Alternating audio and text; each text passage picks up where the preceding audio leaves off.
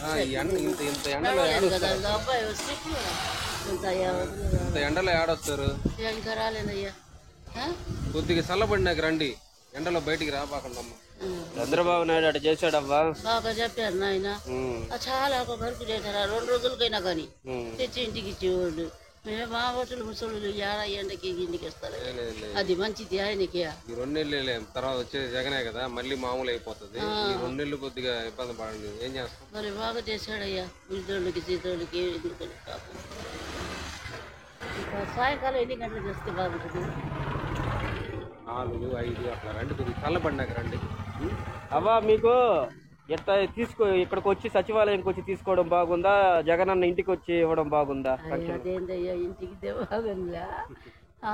అమ్మా వస్తారే అని చూసుకున్నాడు. ఇంట్లో మాంసం మీద కూర్చొని తెచ్చిస్తే మా హోటల్ ముసలోళ్ళు ఎట్లా తిరిగి ఇప్పుడు పోతా నుంచి 3 సార్లు తిరిగాను.